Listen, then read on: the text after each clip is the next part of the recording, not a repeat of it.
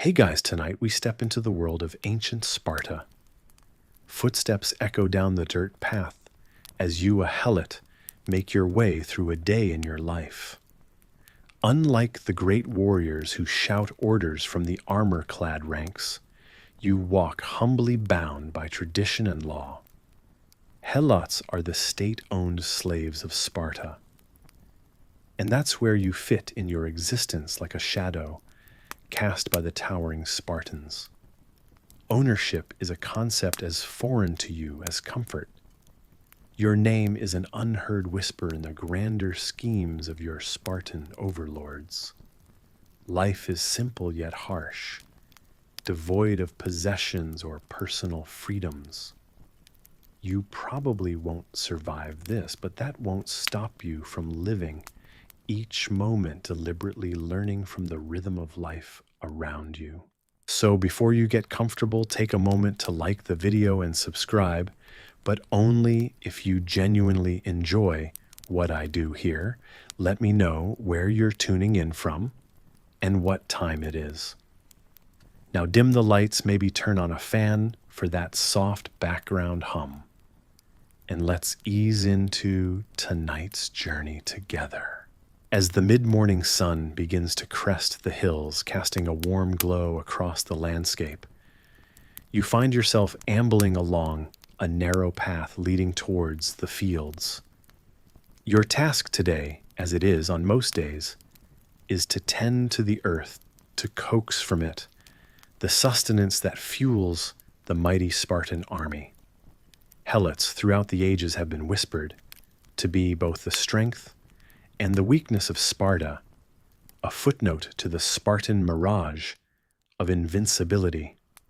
Historians still debate whether your ancestors were originally free people conquered by the Spartans, or if you have always been destined to bear this burden. You tread the earth with the knowledge passed down through countless generations, each heartbeat echoing back to those who walked this soil before you. The air is fresh, with a hint of the sea which you can almost taste, despite never having time to enjoy its waters. Above the sky is an open canvas, speckled with cotton-like clouds, silently drifting in the endless blue. The life of a Helot is a paradox of subjugation and sheer necessity. One cannot exist without the other. Spartans, after all, rely upon your labor to maintain their austere lives, with every warrior's meal a testament to your unseen efforts. A gentle breeze rustles through the trees lining the path, and you pause just long enough to close your eyes, letting it wash over you. It seems to whisper secrets of time's past, stories older than the imposing stone edifices that punctuate the Spartan horizon. Even without possessions or a true voice in this society, you have learned to find these small moments of peace.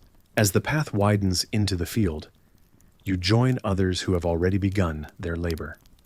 The work is repetitive, yet provides a certain meditative rhythm.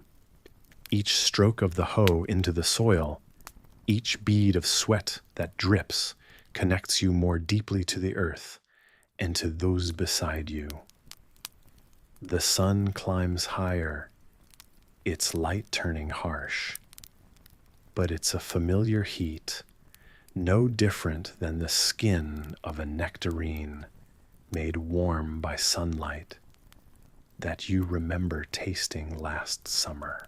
Nearby, you overhear a fellow worker discussing an unusual rumor, the Spartans' latest twist on tradition, involving a sacrifice of not cattle, goats, or pigs, but rather art.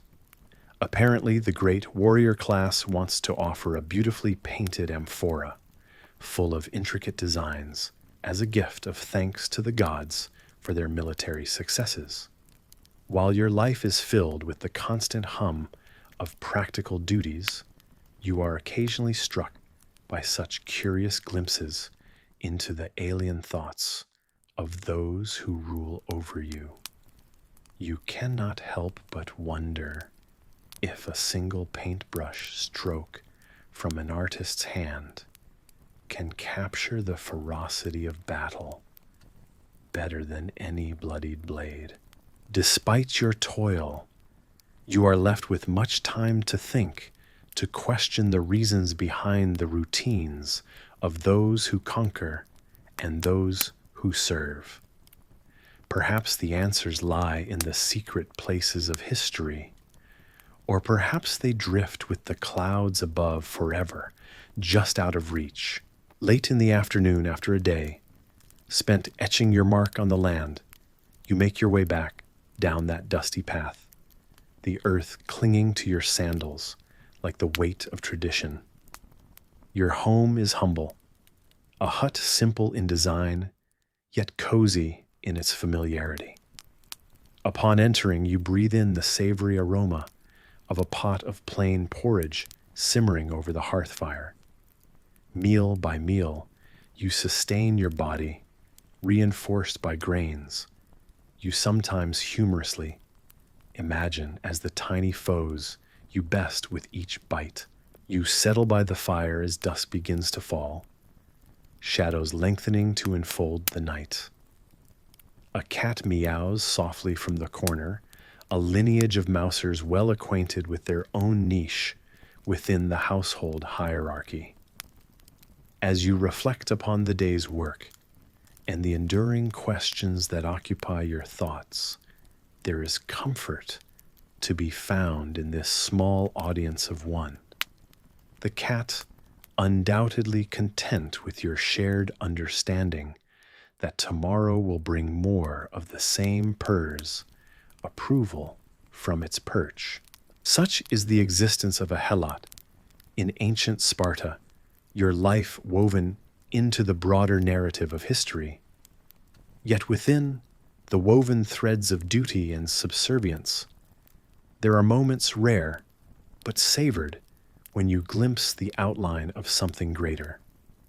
Whether that's the whisper of a breeze carrying secrets of the past, or the quiet satisfaction of a day's labor ending in warmth and food, these are the simple vignettes of life that together form a rich tapestry. As night gently settles around you, bringing with it both the restful promise of sleep and the dreams of things inexplicably elusive, you close your eyes. Your mind drifts to sleep, cradled by the rhythmic, eternal lull of history's ebb and flow, a tide, both fierce and gentle, like the Spartans you uphold and the earth you cultivate. Tonight your dreams might flicker with stories of battles and artistry of unturned soil and endless skies. In sleep, you may wander far beyond the paths you walk by day to imagined realms where names are known, and freedom is as natural as the morning breeze upon your cheeks. Some mornings greet you with neither the bright blush of dawn nor a warm embrace. Instead, you find yourself greeted by a thin bowl of barley porridge. If you're lucky, it's warm, but more often than not, it's a tepid start to a demanding day.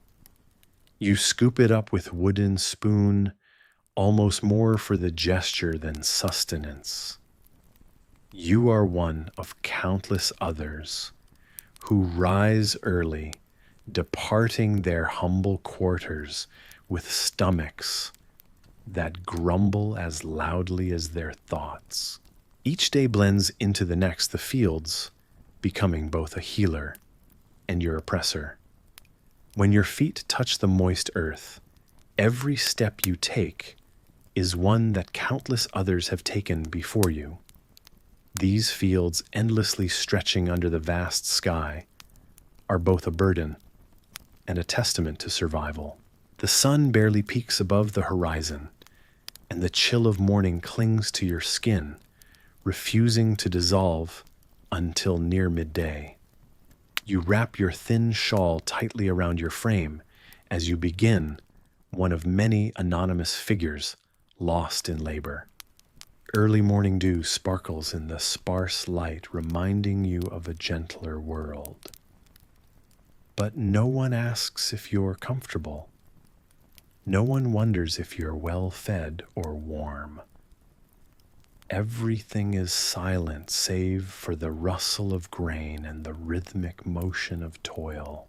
It's hard to imagine that you're touching history each time your fingers graze a stalk. The barley you reap has roots as deep as civilization itself. In ancient Egypt, workers who built monumental structures were paid in bread and beer products of this very grain. You let this thought circle your mind as you work a tender thread of history, connecting you to those distant stone-laden landscapes. Yet amid this connection, you often ponder those peculiar moments of the past. Take the time when barley was such a pivotal crop, it was even used as currency. Imagine a world where a pocket full of grains could buy a modest meal. But of course, historians still debate whether this was truly a widespread practice or merely a localized quirk of the times. The day hums on, and so do you. You glance at the sun climbing higher each ray, like a golden thread pulling you forward, urging you to keep going, keep harvesting. You pause to adjust the tie around your waist, tugging at it just as the wind tugs at your garments, a mischievous dance partner in this endless ballet of labor. Nearby, you hear the faint cry of a weary soul. It echoes your own hidden sentiments. You imagine the stories of those around you, whispered tales of love loss and dreams never spoken aloud. For a moment, you are not just one person lost in the vastness of the field, but part of a larger tapestry, woven together with others by shared toil and collective struggle. And then there's the unexpected, the overlooked rhythms in this seemingly monotonous life. The field mice that dart between the stalks, clever artisans of small worlds unknown to you, or the birds that soar high above, carrying secrets of places beyond your reach, and whose presence is a testament to something much larger than this moment, this struggle. As you labor, a question tugs at your tired mind. Perhaps it was in these very fields, or ones just like them, that grains were gathered for sacrifices to the gods, a humble offering for rains and bountiful harvests.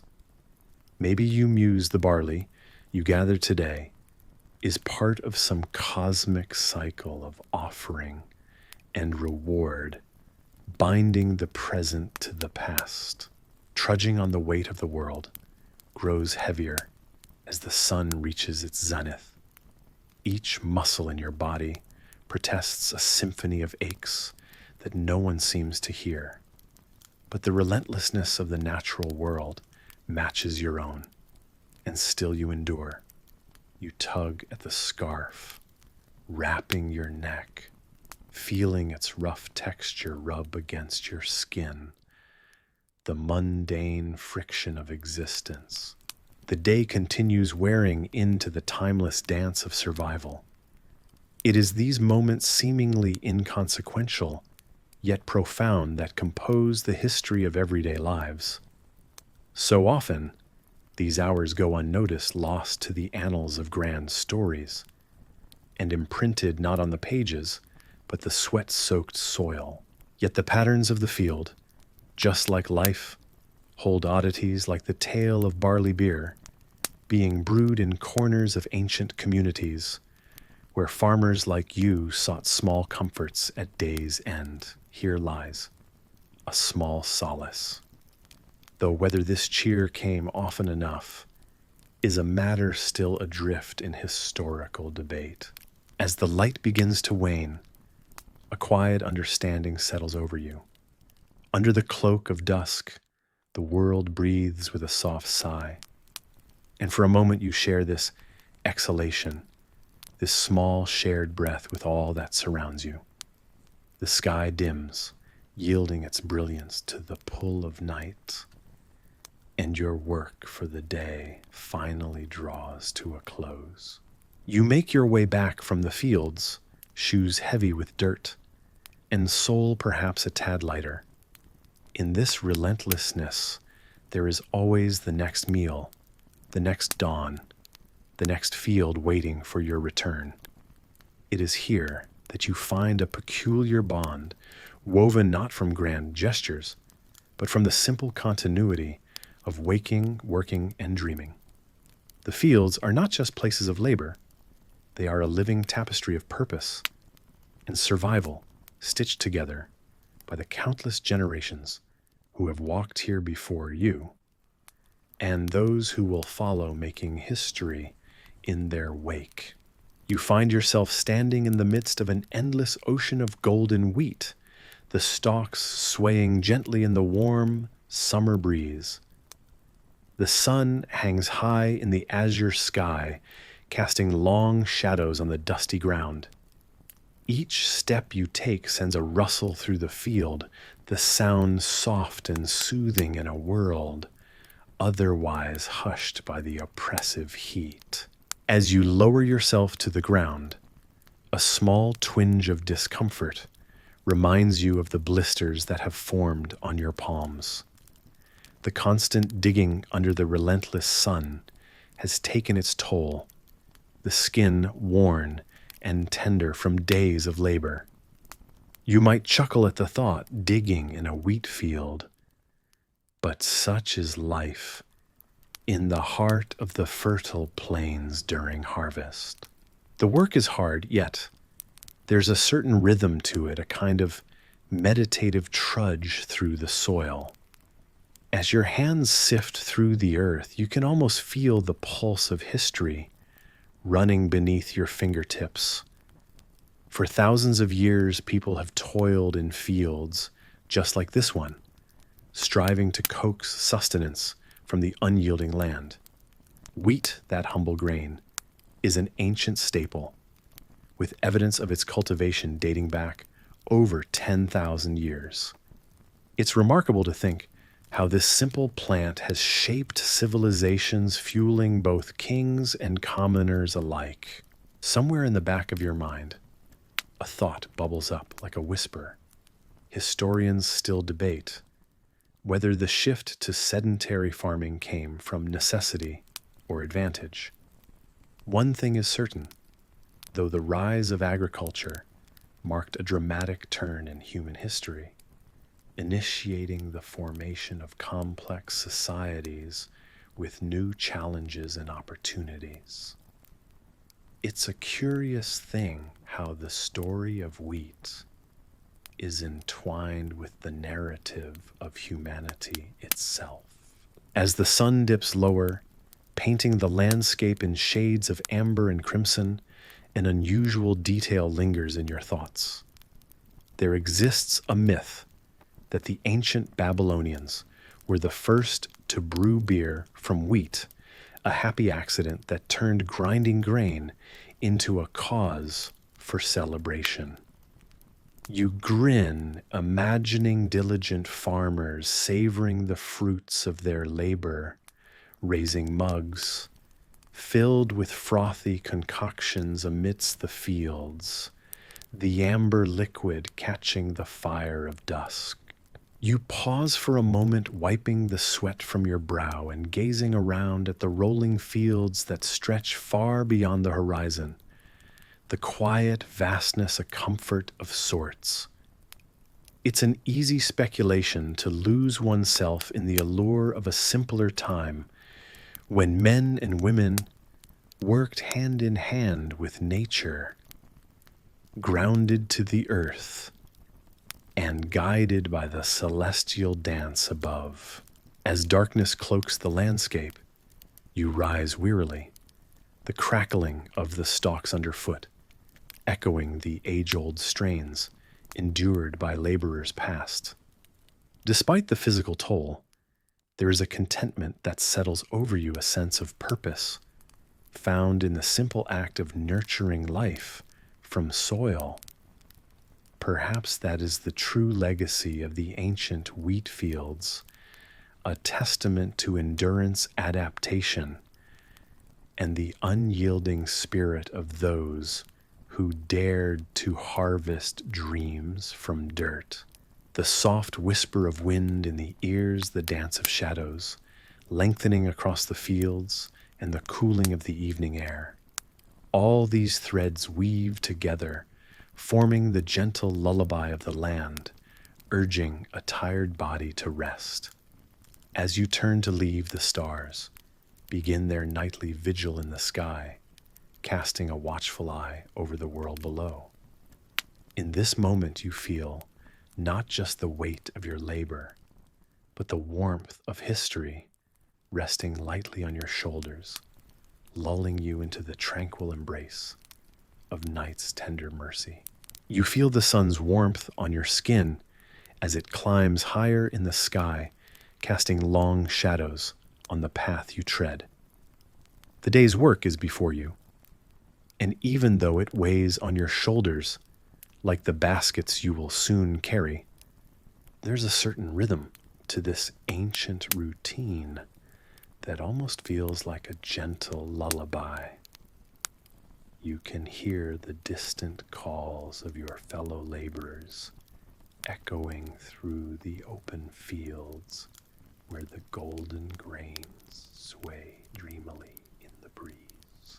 You step into the field, a sea of whispers rustling around you.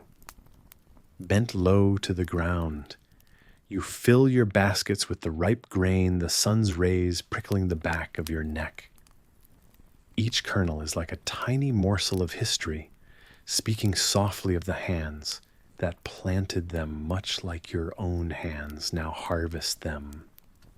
There's something quite humbling about being part of such a cycle, one that has repeated for millennia, though your part might not end with a feast at your own table. Instead, you shoulder the weight of the baskets laden with grain and begin the long walk back. The path is familiar, every stone and rut, a well-known companion on this daily journey. As you walk, you imagine the countless feet that have trodden this same path before you, pondering the mystery of your place in this world. Historians still debate whether these exact pathways were established by man or nature, but today they lead you steadily onward. Approaching the grand house of your master, it's impossible not to feel the shift from the open expanses of the fields to the imposing structure that now commands your direction. The house symbolizes power and control, much like the grain in your baskets that symbolizes sustenance. Yet these are not to feed your own family, and you feel the complex web of their worth tangled between your hands and those of your master. It's an ancient contract, really, this exchange of labor for livelihood, and it echoes a universal rhythm of give and take. In Egypt's past, the granaries were legendary, overseen by those like scribes and priests. You smile softly to yourself, wondering what would happen if one day you discovered a papyrus scroll hiding between the grains, detailing the secrets of the gods, or a forgotten pharaoh. Who knows? There might be treasures less tangible, but equally rich, woven into the fabric of everyday tasks, just like the goat fat trick you heard about earlier that warded off evil spirits. As you cross the threshold into the courtyard, you sense the quiet dignity that pervades the place fountain, bubbling softly trained servants attending to myriad tasks. It's a substance-heavy environment where fate and fortune twirl together in a dance as ancient as the stones themselves. You pause to catch your breath, the load of grain settling momentarily at your feet. While the master's house holds no personal warmth for you, its walls bear witness to the unfolding of lives, era after era, and stories that carry the weight of human experience like your baskets do the grain.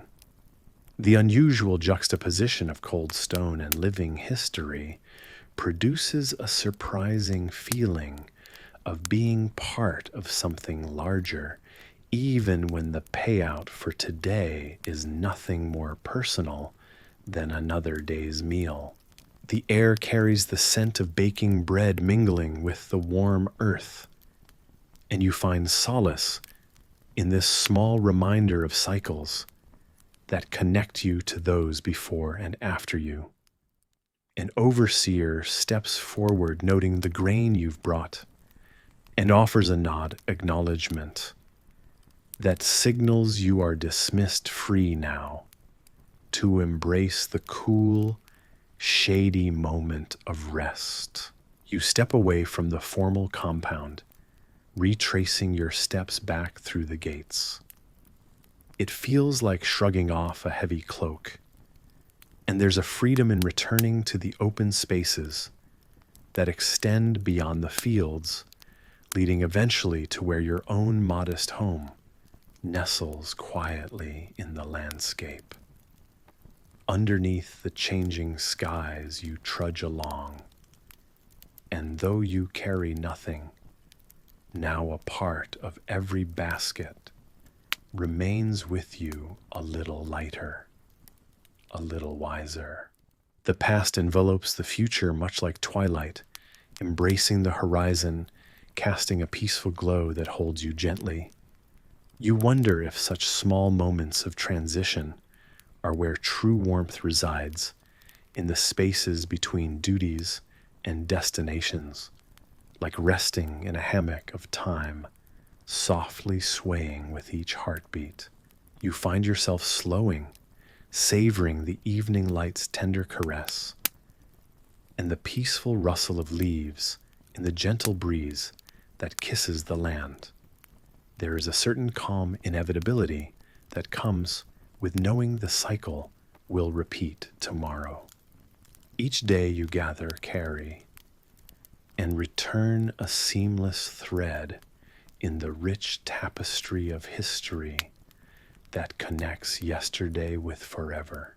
And in this eternal play of light and shadow, you feel strangely reassured that while the settings and characters may change, the essence of humanity carries on. The stories of all who came before, and those who will follow, woven together like the strands of a mighty river charting ever onward. Though you may never know how the story ends for tonight, this dreamlike moment cradles you, offering rest within its timeless embrace. Beneath the soft glow of the moon, the night air feels thick, filled with the quiet tension that has become so familiar. You find yourself moving cautiously. Even the smallest sound could draw unwanted attention. In this society, it's not the seasoned warriors you fear, but rather the unexpected danger that lurks in the shadows. Here in Sparta, the children, fierce and determined, are not merely playing games. They train for greatness with unprecedented intensity. They stalk the Helots for practice prey, to be hunted as part of their brutal education. As you navigate through the darkened streets, the chilling reality looms that tomorrow, or perhaps tonight, one of these young apprentices could decide to practice on you. The field where they hone their skills is not one of wheat and barley, but one of blood and fear. It's a game of life and death, a testament to the lengths the Spartans go to instill toughness and obedience into their youth. This wasn't uncommon, and yet the dread it inspired seems to soak into the very soil beneath your feet. Historical accounts tell us of the Cryptia, a secret society of young warriors hand-picked for their skill and stealth. They would be let loose to roam and eliminate so-called threats, an ordeal meant to weed out the weakest and sharpen the wits of the strongest. But historians still debate whether these youthful executions were purely a test of resolve, or if there were more sinister, calculated motives at play. The answers seem to slip like shadows whenever clarity approaches. It's not just the fear of their knives in the dark, it's the knowledge that even in daylight safety is never guaranteed. You hear footsteps padding along the pathways. Are they simply heading to the agora as any child of another polis might? Or are they stepping along, silently tracking you? The difference in this society is that you're never entirely sure which it is. The necessity for vigilance weighs heavily on you, pressing into your chest until it's a constant background hum, pulsing in time with your heartbeat. As you move past the bare trees, lining the way, branches grasping gently like ancient fingers reaching out, you wonder if their tendrils have witnessed these acts, hidden under the Spartan moon. They had a practice, the mess halls Syssitia, where communal meals were shared among warriors and youths alike. It was here, amid laughter and tales of conquest, that these same young ones would hear whispered stories of successful stalks, a chilling reinforcer of their gruesome training. One unusual detail you notice is how the children, despite eyes that gleam with mischief and might display the same earnestness as they sought approval in those mess halls. There's an uncertainty about the world deeply ingrained into your psyche, a constant question that refuses to leave. Should you be grateful to have survived another day, or forlorn over the memories of those who had not witnessed the dawn? The Spartans embraced this duality of being at once feared and exalted, believing it crucial to their way of life and survival. In this state of hypervigilance, even mundane events take on a surreal, almost mythic quality. A gust of wind rustles through the olive groves and sends a shiver down your spine, as if it's trying to unravel the secrets held tightly in the clenched fists of the night. Yet somewhere within a strange peace lingers a reminder that you live among the most skilled of warriors, and with that comes an undeniable sense of resilience. They prepare not simply warriors, but legends. Though overshadowed by trepidation, there's a quiet assurance woven into the fabric of Spartan life each day. A reminder of what truly matters: strength, honor, resilience. Could there be some comfort in knowing you survive among such legends? Or does it simply deepen the mystery of survival itself? One night embedding itself into the next. As the sky begins to lighten with the soft hues of dawn, the notion of rest seems like an indulgence you can scarcely afford. But here, encapsulated by centuries of unyielding tradition, you're reminded that endurance in silence is its own form of bravery. The Helots, resilient in their own right, live with the knowledge that they are simultaneously the foundation and the target. The dawn is no longer a promise of reprieve. It's a reset, a return to the mundane bravery that every day demands. And even as light spills over the landscape, casting away shadows and softening the edges of the world, that unyielding undercurrent persists. Somewhere out there, more Spartan youths will rise with the training ringing in their ears, the weight of their forebears pressing them onward. They too will wonder, just like you, how they fit into this intricate dance between life duty and mastery. You realize that, like the Helots, you are a part of this grand design, with each of you playing a role in the ongoing saga, sculpted by those youthful hands eager to prove. But unlike them, you embrace your anonymity, quietly resisting the lure of glory that beckons them. So as tranquility washes over this ancient land, a gentle resolve takes root within you. Spartan knights may hold their terror, but they also shield secrets spangled in their depths, truths whispered in breezes that sweep through time.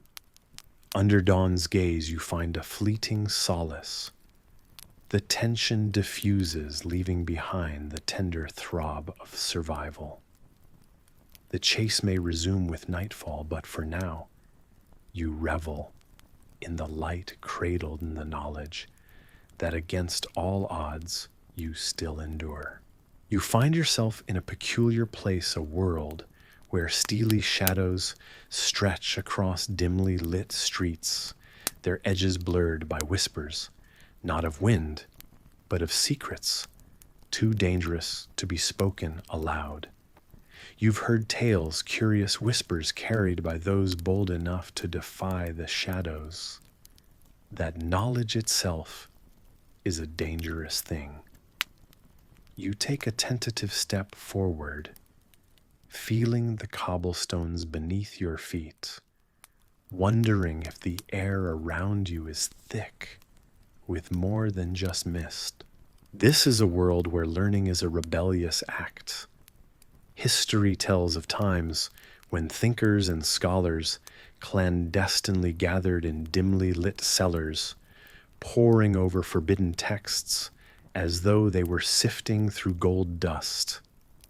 You hear echoes of Galileo the astronomer, who dared to look up to challenge the murmur of the stars with the truth that Earth was not the center of everything, a notion that drew the ire of those who preferred the comfortable darkness of ignorance. Historians still debate whether his musings would have softened or shifted the trajectory of the stars themselves had he declared his findings unchecked. The night presses on, and as you walk, you realize the darkness around you is not just the absence of day, but the absence of enlightenment. It envelops the minds of those who refuse to see beyond the shadows. You, however, are drawn to a glimmer of light flickering at the end of a long alley, an invitation wrapped in mystery.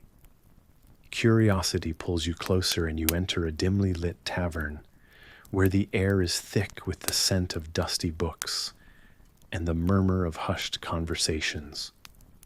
Here, under the low rafters, the patrons trade knowledge like contraband, each piece as precious as it is perilous. You slide into an empty seat, and your eyes fall upon a peculiar artifact resting on the table, a small worn book with no title, its pages yellowed with age.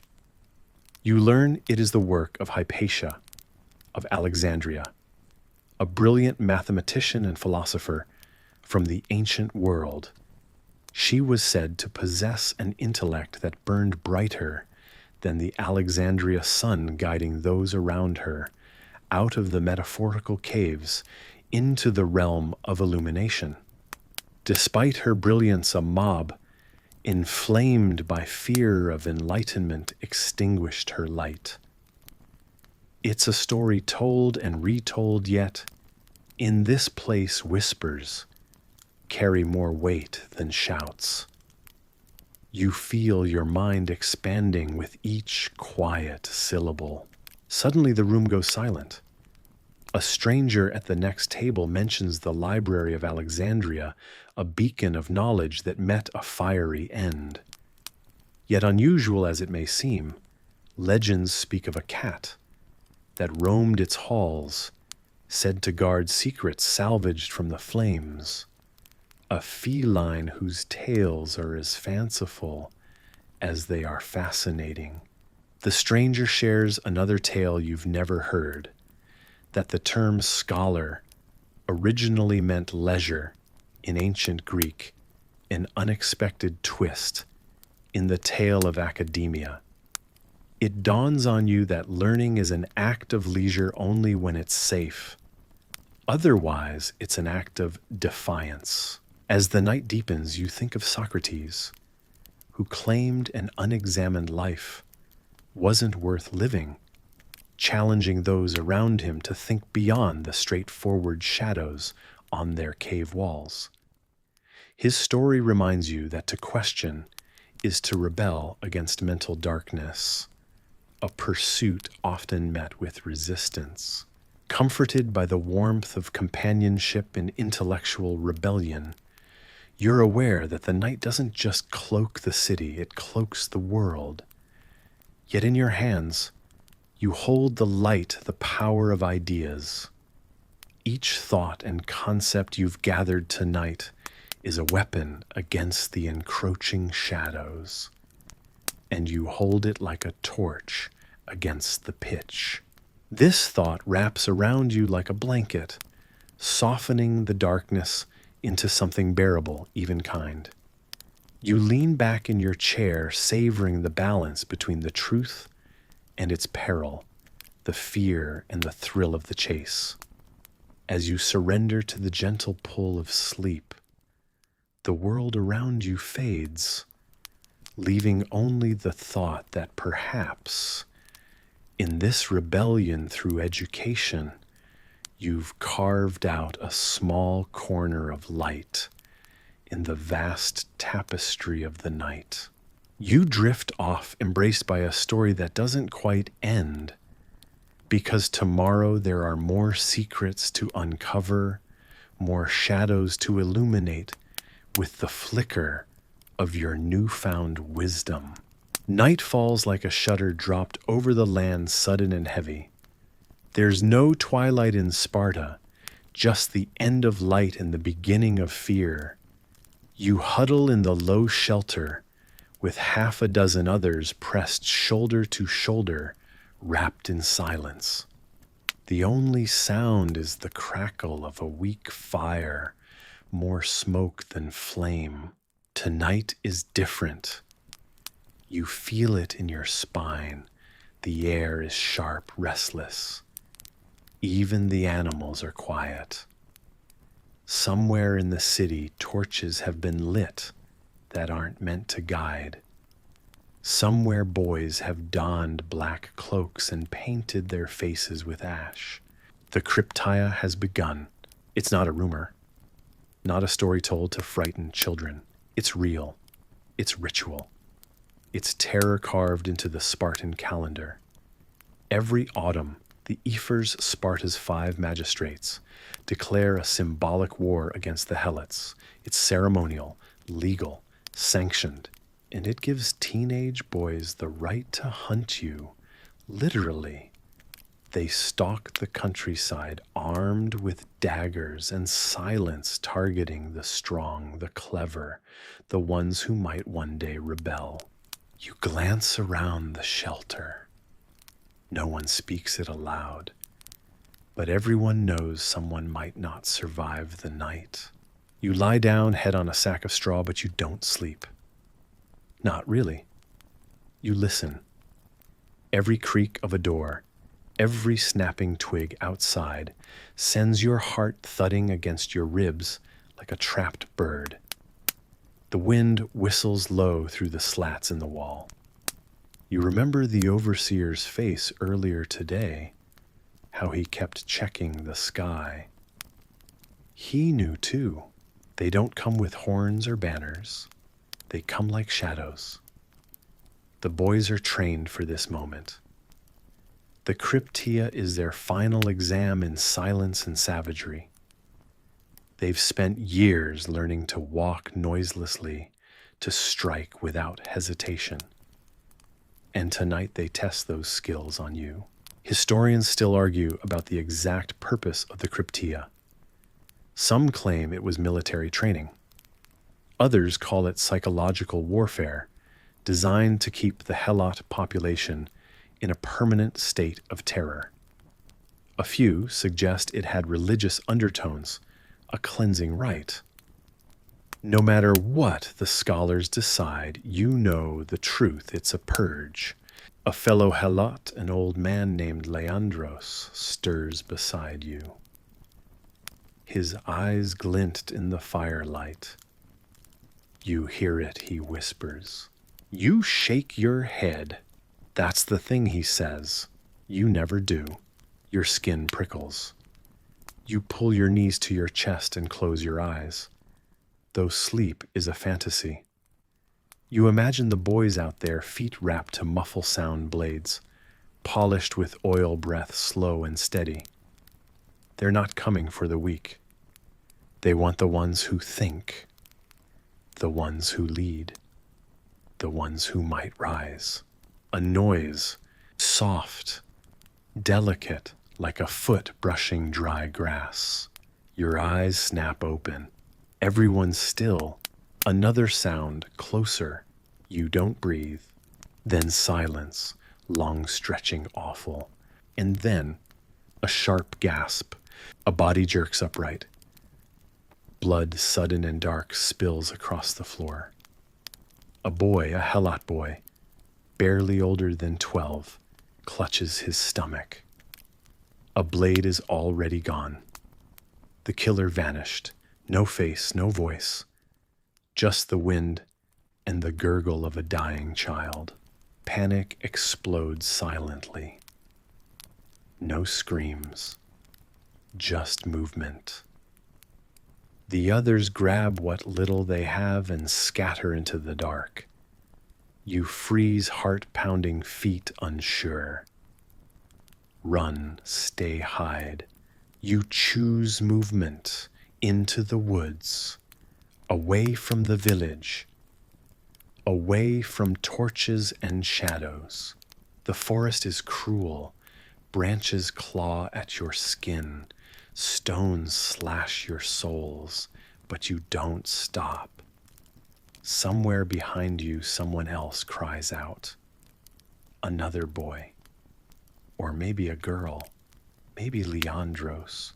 You don't look back. You run until your lungs ache and your legs collapse beneath you.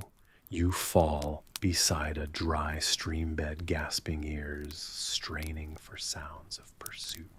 Nothing, only the wind. And your pulse. You lie there for a long time, face pressed to the cold earth. It smells like crushed leaves, damp soil, and fear. Above you, the stars glimmer tiny and indifferent. You think about Doros, about the songs you never learned the words to, about the stories whispered around fires, half-remembered fragments of a people before bondage. You think about rebellion. Some Helots have tried, small uprisings usually crushed before they began. But one tale sticks in your mind, a revolt after a great earthquake, when Sparta's walls cracked and its warriors were scattered. The Helots rose then, took arms, held land. For a moment they tasted freedom. The Spartans retaliated, of course, viciously, but the memory of that resistance remains. Passed through whispers and campfire tales. A reminder that the Helots are many and the Spartans are few. And fear only works for so long. You stay in the forest until the first blush of dawn. When the light grows strong enough to cast shadows, you rise filthy and scraped and make your way cautiously back toward the huts. There are fewer people there than before. You don't ask who's missing. No one does. You go straight to the fields as always. Because that's what survival looks like. You harvest, you carry, you serve. But your eyes are sharper now. Your mind is quieter, but deeper. The cryptia isn't meant to destroy you. It's meant to teach you your place. But what if you decide your place isn't where they think? The soles of your feet are like maps of the paths you've traveled, a rugged terrain of calluses and scars. The rocks are your constant companions, sharp and unyielding, each step an echo of journeys past.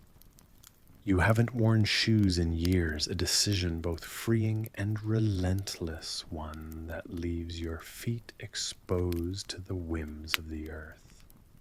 It's a choice you made to feel closer to the ground, to experience the world with each stride more intimately than leather and fabric could allow. As you walk, heat radiates from the rocks underfoot, almost like touching the sun-drenched stones of ancient Roman roads. Historians still debate whether these roads were as meticulously maintained as some legends suggest, but it's known they crisscross the empire like lifelines connecting cities and empires, just as the paths on your feet tell the story of your travels. Each step is a testament to resilience, a nod to those who walked before, leaving behind their own trails of dust and history. You remember an old tale shared by a traveler, one who claimed that monks in distant mountains walked barefoot to feel the pulse of the earth, gaining wisdom from its rhythms. Surprisingly, it seemed plausible in the moment, the way stories of the mystical often wrap into the natural blurring, the lines between fable and reality. It's a reminder that sometimes truth wears a cloak of fiction, just as the soft hum of summer evenings often blurs into the songs of crickets. The landscape stretches out before you, both harsh and spellbinding, every rock and shadow whispering tales of ancient civilizations. You move carefully, letting your feet guide you as they have learned to sensitive to the subtleties of the land that others may miss. It's a dance across time, each step reverberating with the echoes of past and future, balancing between what has been and what might yet be. You pause for a moment, the world around you alive with its own gentle chaos. The air is thick with the scent of dried herbs and sun-baked stones, a sensation that almost tastes like stories from another place and time. An unexpected memory surfaces of a technique once used by peasants to walk silently over rough terrain, wrapping their feet in strips of cloth soaked in boiled plant sap. A curiosity of history that trickles into your mind and lingers there, a practical mystery passed down through generations. As the sun begins its slow descent, painting the sky in hues of orange and pink, you find yourself reflecting on the balance of endurance and ease. There's a quiet joy in this connection to the earth, the humbling constancy of its challenges, paired with the serene beauty of its landscapes. The world softens around you, the rocks less jagged, the heat more like a gentle embrace. As the evening draws near, as you find yourself engulfed by the soft flickering light of a single candle, your world is one of shadows and whispers. Your feet pad silently across the rough-hewn wooden floors, and the scent of old parchment and ink fills the air. In this dimly lit room, you understand the unspoken rules. Silence reigns supreme, a careful game where each muted breath counts. Your hand slides across the spine of a worn book, its leather binding cracked with age. It's a timeless companion in a time when one word out of place could be met with more than a disapproving glance. The whip decorates the wall, a stark reminder to never let your tongue betray you. Yet this is a rare realm of knowledge, a hidden haven where history whispers its tales to those who truly listen. As you leaf carefully through the pages, voices from ages past emerge, each murmuring their stories softly, lest they disturb the silence. You imagine yourself in the realm of a Byzantine palace, where pausing too long on the wrong phrase might spell your end. Historians attempt to piece together the intrigue-laden political landscapes of these bygone eras, noting how even the slightest errant word could shift an entire empire. Historians still debate whether Emperor Justinian's relentless expansions were a stroke of brilliance or folly. One such narrative flits by as you delve deeper into these bygone echoes. The Byzantine court, a place where the emperor's words weighed more than gold. To speak required a brief but weighted pause to ensure every syllable cascaded gracefully into the dialogue. One misstep could trigger repercussions as severe as those wielded by the ever-watchful whip. Now consider yourself walking the marble halls, your sandals clicking softly as you pass. The sheen of polished stone glints back at you, confident in the tales of power whispered through its slabs. Surprising enough, this same marble also conceals hidden messages and secret dealings, history's innovative game of silence and shadow. Just a touch of light sarcasm here. Marble also serves as a perfect backdrop for clandestine whisperings, ancient secrets laid silently upon stone. A revealing fact catches your eye. Emperor Constantine himself was rumored to have conversed not with words, but through a complex series of hand signals and gestures. Perhaps it was therein that the true art of silent conversations flourished, where nimble fingers and darting eyes replaced spoken words. This time, you're reminded that silence held a power of its own, a power harnessed for deeper understandings and greater efficiency. You're struck by a peculiar detail. During these grand councils, trained parrots were stationed to catch and repeat anything overheard, serving as impromptu recording devices of the day. Did any dare to test whether these feathered sentinels could decipher inflection from intent?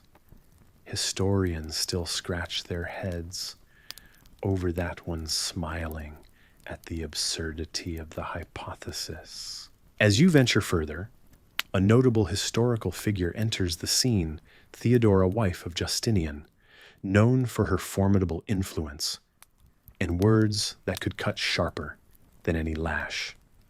Her wit was legendary.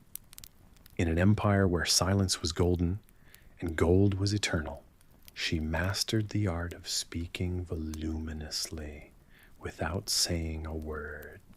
There's something deeply compelling about the balance she found in oscillation between the expected quietness of her gender and her profound ability to sway emperors and generals alike. The tales of her savvy negotiations blend truth with a myth-making chimera only solidified by the whispers of witnesses and echoes of the whip's threat. As the room's silence stretches onward, you find yourself engrossed in these tales of ancient caution. The walls surrounding you symbolize a world governed by both spoken authority and its quiet counterpart, a complexity that governs much of the known world. Your mind dances to the rhythm of these whispered secrets, curious and cautious, blending the ease of storytelling with the disquieting gravity of history. It's a dance older than time, one that invites you to walk the tightrope of silence with grace. It's here amidst the cauldron of history that you can appreciate the tangle of human life caught in the same predicament, to speak or not to speak, a choice fraught with consequence. You close the book gently, the pages settling with the tranquil murmur of closure. You glance upwards, surrounded by the confident embrace of shadows. In that moment, the world feels vast, filled with history and possibilities, stretching out unseen, just like those uncharted corridors of silence, where much of life continues its nuanced dance through time.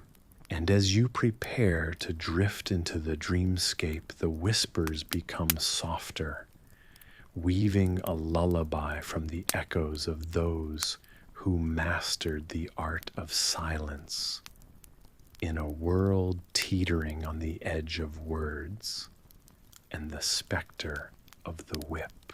As you settle into the earth beneath your senses, tune into the rustic symphony around you. It's an unusual lullaby, chirps of distant crickets, the rustle of leaves caressed by a gentle breeze, and the occasional snort of a nearby pig. You realize this is the closest thing you have to a roof, the starlit sky arcing above, twinkling like pearls scattered across velvet. With each breath you're engulfed by the mingling scent of manure and fresh earth, a perfume you have grown peculiar fondness towards. Some might find it unpleasant, but to you it's the humble fragrance of survival vitality. Historians still debate whether ancient agrarian communities preferred indoor or outdoor living, but your nights spent under the open sky leave little doubt about your preference. As memory serves, you share this space with your trusted companions, a loyal, albeit smelly herd of goats. The creature's warmth is comforting, their rhythmic chewing a curious comfort. You're aware that domesticating animals was one of humankind's most monumental achievements, right up there with discovering fire. Speaking of which, have you heard about the theory suggesting that goats, those stubborn creatures, might have been the first domestic animals to accompany humans on such journeys? Uncertain scholars may argue, but their bleeding presence is your undeniable reality. The earth beneath, cool and unyielding, welcomes your exhausted form each night. You don't have a bed in the traditional sense. Instead, you fashion one out of your surroundings, a heap of straw and grass, layered with loving care, to cradle your weary bones. It's remarkable how resilient you become, adapting to what modern folk might call hardships. Yet it was not out of want, but necessity, that your definition of comfort evolved. You find beauty in simplicity, the simplicity of knowing the constellations above, not only by their poetic names, but as navigational beacons guiding your journeys. Tales whispered by the campfire talk of sailors who centuries later would rely on these same celestial patterns to chart courses across vast, uncharted oceans. You've met no sea, but you share the pioneer's celestial guides through the journey of your own. Your evenings are filled with stories, some tethered to truth, others bound solely by imagination. You might hear from a nearby elder about the mythical creature that watches over you from the woods, its purpose to protect rather than to frighten. Perhaps the story holds truth like a thread woven through a larger tapestry of collective memory. Or perhaps it's mere folklore, spun to entertain and teach. Surprisingly, absence and presence live in harmonious contrast here. A lack of walls strengthens your resilience, while the presence of nurturing bonds among fellow wanderers fortifies your spirit. The occasional barter at a distant settlement for simple goods. Salt may be a precious piece of flint, fosters a sense of exchange and community. You trade stories for warmth, knowledge for survival, a concept as old as trade itself, and as integral as the breath you draw. As night deepens, you feel a strange calm wash over you, a sense of peaceful acceptance and belonging transient across time. It is as if the earth cradles you, like a mother with her child, whispering tales of those who slept this way long before you. Those who found comfort in the whispers of the grass just like you. Those who gazed upon the stars, wrapping themselves in the vastness of the universe like a woolen shawl. Your senses begin to dull, not to an absence of awareness, but to a heightened understanding of contentment.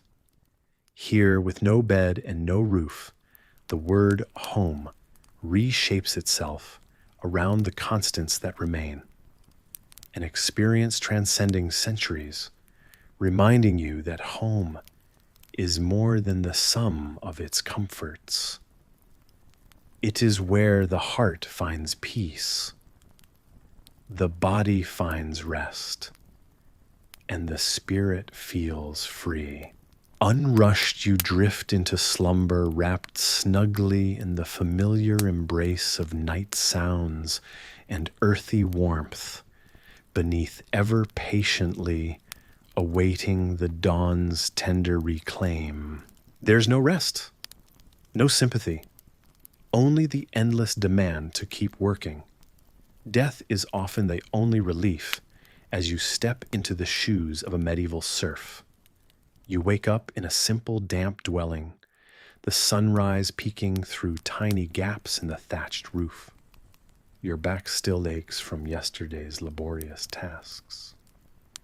Outside, the rooster crows authoritatively insisting that it's time to commence another day in the fields.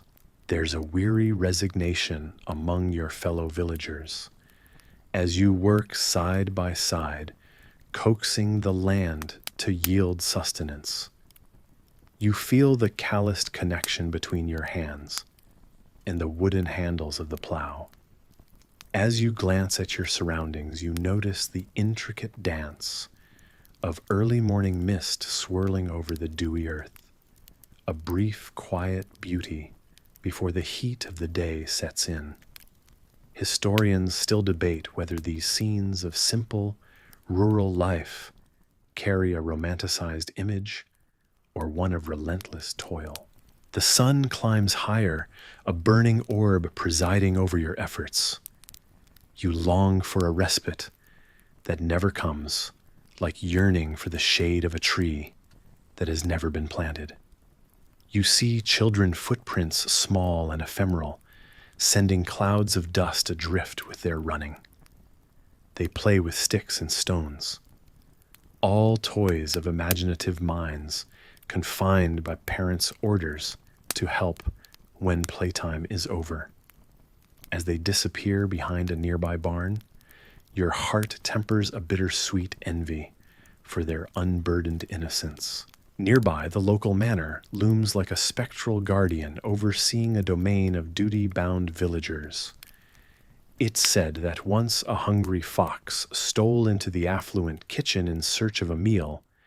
It's the sort of bold act you sometimes wish you could echo if only for a change of fate. The manor lord's demands climb as relentlessly as the waters threatening to breach riverbanks after a week of heavy rain. Shoulders heavy with expectation, you trudge through rows of crops, each seed sown embedding not just future harvests, but also the hope for survival. Occasionally, the sound of a lute drifts from the manor, a stark reminder of a life devoted to oversight, leisure, and sometimes harsh judgment rather than the rough kindness of soil beneath your feet. Music, a compelling escape for those who can afford it, serves as an invisible tether, linking every villager's existence to the whims of their betters. Amidst this world of demands, there are rare moments of levity. At midday, you find yourself sitting in the shade of a deciduous tree, with fellow serfs sharing rustic bread and homemade cheese. Conversations dart from the fruitfulness of berry patches to the effect of last winter's frost. A chill that felt endless, its memory lingering despite summer's warm embrace. Someone mentions John, the blacksmith's recent encounter with a sturdily built ox, the beast humorously rumored to have knocked him off his feet. An incident where laughter momentarily eases your collective burdens. In the evenings, you gather around fires, each lick of flame a reminder of warmth and community. Tales of knights jousting under the starry gaze of constellations capture your imagination, diverting thoughts from cracked, weather-beaten hands and sweat-dampened brows. Still, you wonder if freedom, as knights declare, is measured by victories in tournaments, or if it's the stolen moments of peace between labor's demands. Night falls, covering the land in a cloak of restfulness that you can only pine after. The sky, a canvas dotted with stars, may depict constellations of fabled warriors, but down here on Earth, each villager's story is one of grit and survival. You retire with dreams both of adventure and the small pleasure of managing just one full moon cycle without interruption from harvests or plagues. But even in slumber, restiveness persists. You feel how life's constraints frame your waking world, and understand the unyielding dance between rest and toil, the struggle deeply rooted, endlessly demanding, and interwoven with every fiber of your being. And though your obligations seem to extend like roadless forests into the horizon, there's a certain comfort in knowing that such shared endurance stitches your community together. Despite the rigor and relentless demands, there's an indefinable value in these cycles. Yawning stretches of field and sunset skies become background to lives sprinkled with moments of hope and minutes of rest. No tales carved in stone, but in the annals of your shared memories, enduring like your perpetually patched tunic and the eternal footpaths leading out of the village. The dusty path winds beneath your feet, the sun casting long golden shadows over the fields that stretch into the horizon. You are in the world of ancient Sparta, a place where the sun always seems to bear down with relentless intensity, and the air hums with the sound of cicadas. The Spartans have always been the subject of fascination and fear, a people who molded themselves into living weapons, unswerving in discipline and loyalty to their state. But tonight, the story isn't about these legendary warriors. No, tonight we delve deeper into the society they ruled. Your journey begins as a Helot, the lowest rung in this rigid hierarchy. As you walk the fields, you tend to become a blur of motion, your hands skillfully working, even as your mind drifts. You hear the whispers among the grain, speaking of the Spartans, who those few hold power over many.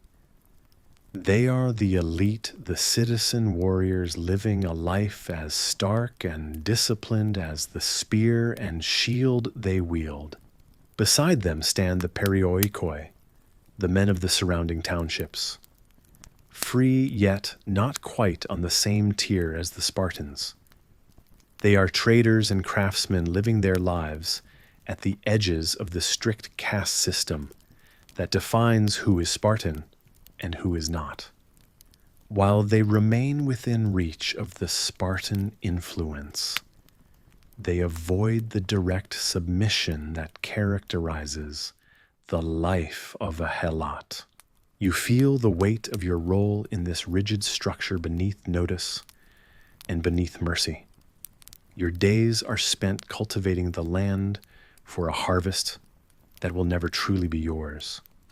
No one ever asks your name, and in some ways, that anonymity becomes a part of you, an invisible cloak.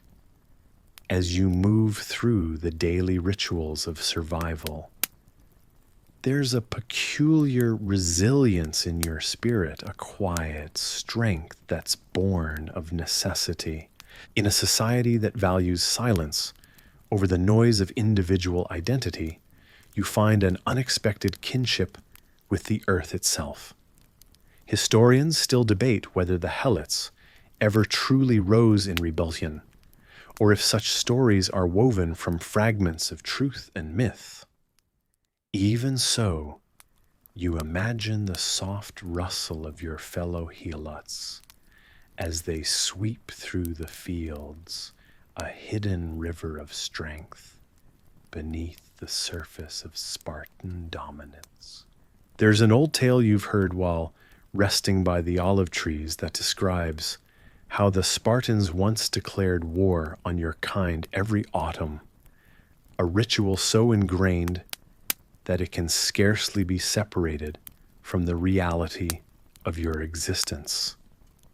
With each twilight that settles upon the land, the folklore of your ancestors weaves itself into the very soil you tread upon. Yet tonight something feels different, a faint hum in the air that suggests change. The moon rises high, its silvery light illuminating the shadows of the mountains that cradle your world. The Messenian revolt is but a whisper on the wind, a story not yet fully told. You wonder as you settle against the rough bark of a tree, whether tonight is another stone laid upon the path of your people's future. Beneath notice, beneath mercy, yet there is something fierce, burning with the intensity of the summer sun. It's in your gaze, in the set of your shoulders, in the earth, under your nails. Though the land does not belong to you, there is an understanding, a symbiosis, that no Spartan spear can sever. The night draws on, with stars spreading like myriad, tiny fires across the sky. You close your eyes, letting the cool wind brush against your skin. You think of the legends of the great stories that whisper that the Helots, once brothers to the Spartans, fell into enslavement due to lost wars or the capriciousness of fate. History knows only whispers and possibilities, yet your heart knows the truth of each moment you live. And as sleep begins to softly cradle you, you realize this is where you stand in the echoes of time. A person, not a mere chapter in someone else's tale. Here among the silent olive groves and the sweeping fields, you find a quiet freedom, a place where your own heartbeat becomes the drum that leads you into dreams. Softly you leave behind the dust and toil, letting the gentle story of your day draw to a close. Yet even with the dreamscape unfolding, the seeds of tomorrow lie ready to sprout as you drift into a night that holds both the weight of history and the promise of what is yet to come. You stand at the edge of the ancient city, a place where shadows from the past intermingle with the echoes of stories yet untold. The air is filled with a scent old, as time reminiscent of spices and earth. As you move through the cobblestone streets, every stone seems to whisper secrets of an era long gone, where power was defined not just by wealth or might, but by control over the very lives of others. An era where even the staunchest will could not sway the chains of fate, as even Herculean efforts often ended in servitude. You find yourself amidst a bustling marketplace, and though ancient, the scene feels oddly familiar. Merchants hawk their wares with fervent cries, trying to outsell each other with promises of exotic silks and expensive pottery. Beneath the lively veneer, however, is a sobering reality. To remain here, to thrive here, requires something more than just hard work.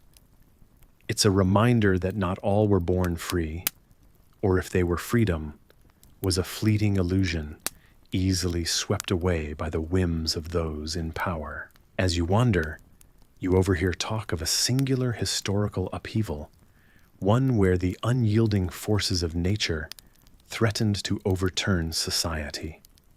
Historians, with their penchant for debate, aren't quite sure whether this particular flood was mere mythology or a cataclysmic event that reshaped the ancient world. Yet the story resonates, a community forced to rebuild from the remnants of its former glory, a vivid reminder that nature, much like fate, can be both unpredictable and relentless. Your mind drifts back to a tale shared over warm fires in hushed tones, a ruler famed not for the expanse of his lands, but for the depth of his wisdom. This sovereign understood the power of education, believing it the only true liberation from the shackles of ignorance.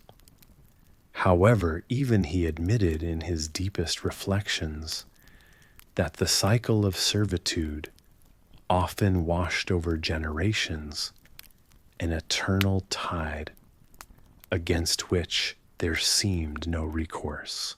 As night falls, the winding streets lead you to a humble dwelling, much like any other nestled by the city walls.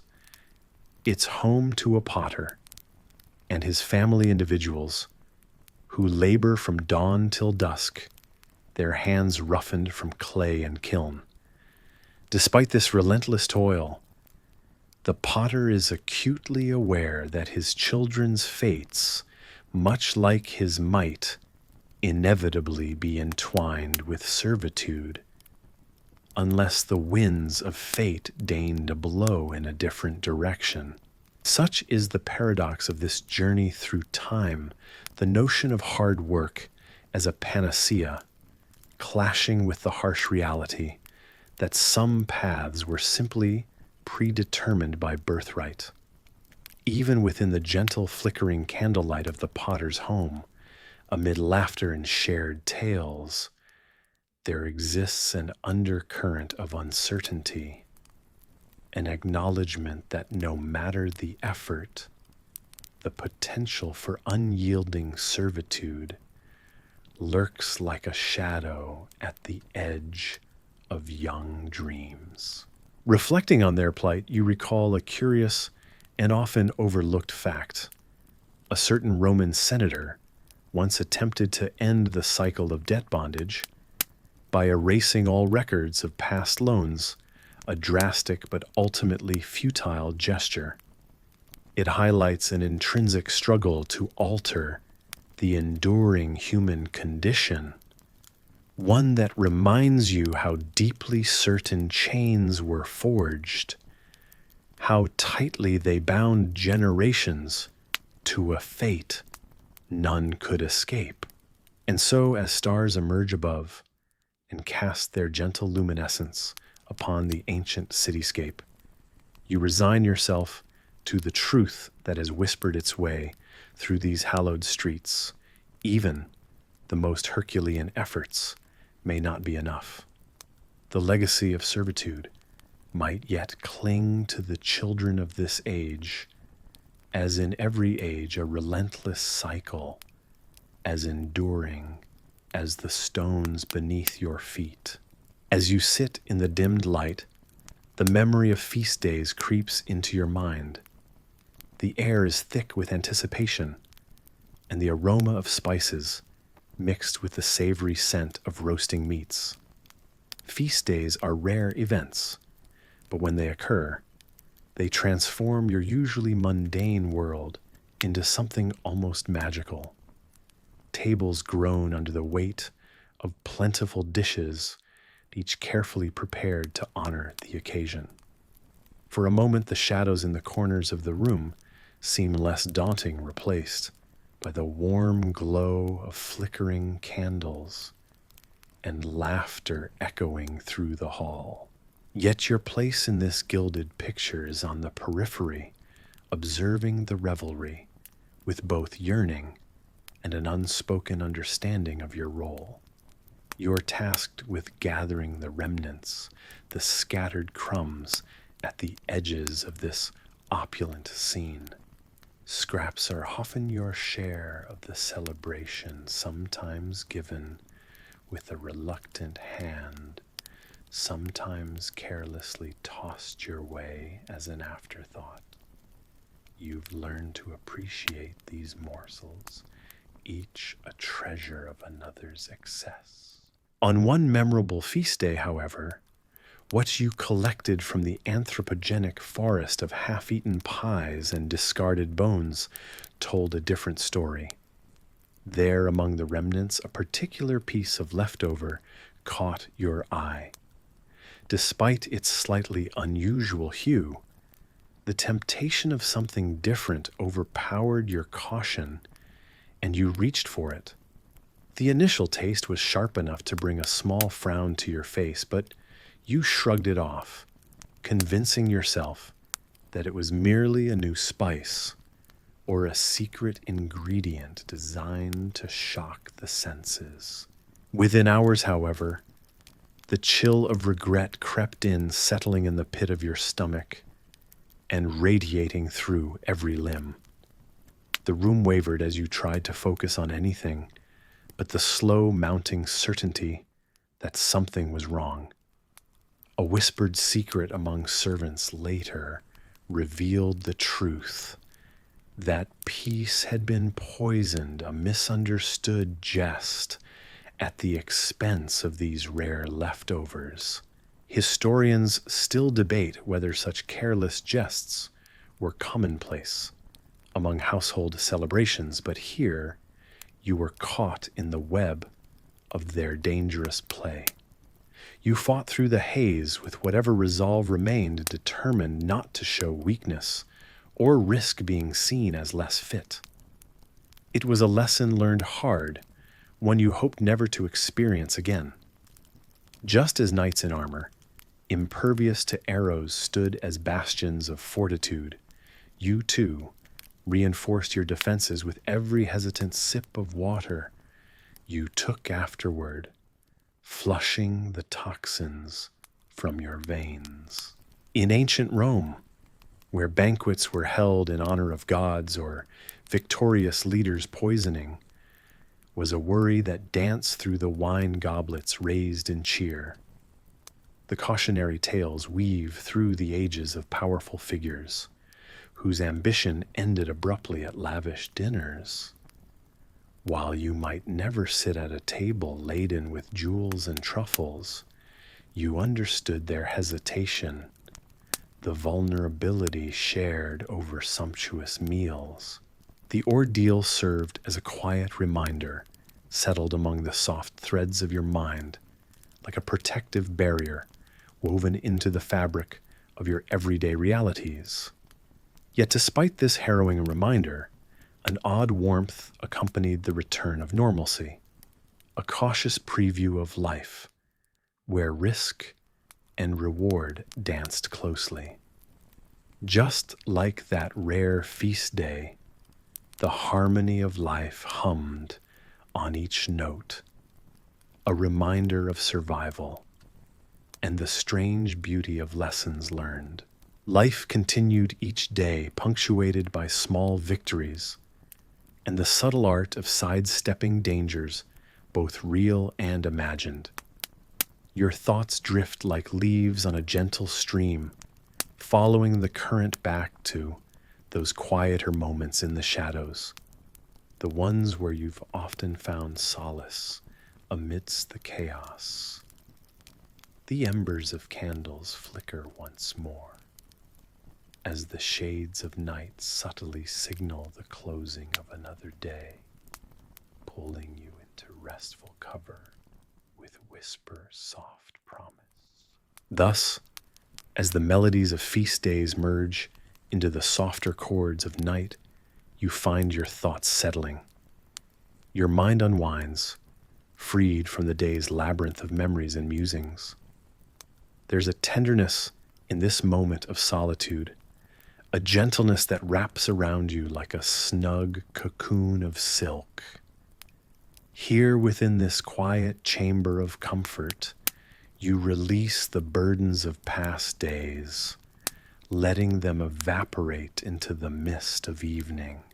And so you drift deeper into the warm clasp of sleep, leaving behind the world of rare feasts and spoken dreams for the tranquil embrace of night's inevitable hush.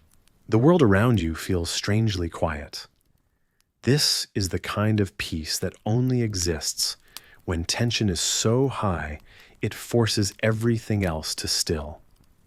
You step lightly across the cobbled streets in a city that has learned to harbor its secrets as closely as its cherished memories. Here, even the whisper of the wind seems to eavesdrop on your thoughts, looking for signs of dissent. It's the age of pervasive suspicion, and you find yourself in the heart of Florence, a city beautiful in its Renaissance flourish, but wary and vigilant. A flicker of a candle draws your eye to a small shop tucked in an alley, its flickering light bouncing off the hand-painted sign Vincenza's Herbs and Remedies. This is a place you've heard of, famed for its concoctions that are whispered to cure more than just physical ailments. As you pass the proprietress, a wise woman with more wrinkles than smooth skin, nods at you knowingly, the kind of nod that says she's seen the tides of power wash over this city time and again. In these uncertain days of the late 15th century, the air thrums with unspoken tensions. Citizens keep their heads down, not from humility, but from a practical understanding that even an innocent gaze held too long could invite scrutiny.